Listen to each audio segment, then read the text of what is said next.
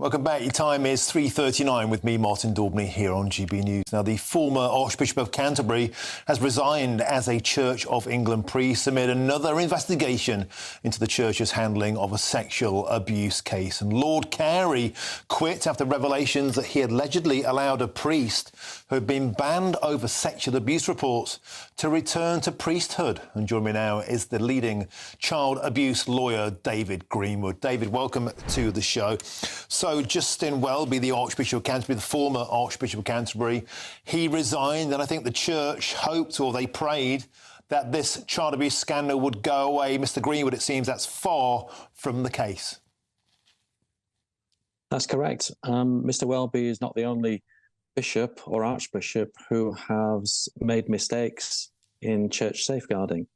The problem is that the Church has enjoyed special privilege. It's been unquestioned. It has unquestioned access to vulnerable people.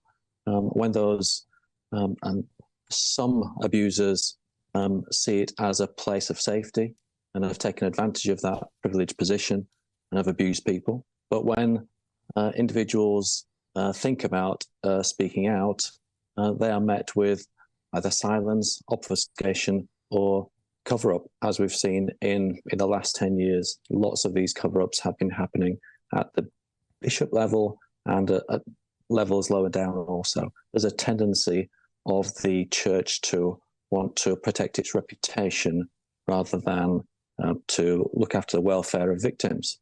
That's the problem. And David, how many more of these scandals can the Church endure? It seems if you replace one person, there's a fresh scandal following quickly in its wake. Stephen Cottrell, of course, he's the Archbishop of York. He's being tipped to be the next Archbishop of Canterbury. And there's a fresh allegation out today for his resignation because he apparently turned a blind eye to allegations by an individual called Rachel Ford, who claimed that she was groomed by this priest, David Tudor. And the response from Mr. Cottrell at the time was not sufficient. He's being forced to apologise, saying he's deeply sorry. But the mood music just seems to be that there is just one scandal after another. Put it to you, is the entire institution of the Church of England now just so broken? There needs to be a root and branch clear out. I don't know whether a clear out is required. Certainly some bishops and senior clergy who have made serious mistakes on safeguarding and need to be taken out of their posts. But structural change is definitely needed. Mr. Welby, credit to him, recognised that this was a problem and instructed someone called Alexis Jay, who was the head of the Child Abuse Inquiry a few years ago, to undertake a review as to what was going wrong in the Church. She decided that this problem of a temptation being there to protect the reputation of the Church was a factor in things going wrong, and she recommended that safeguarding reports be handled outside the Church. It appears that the Church is resistant to that.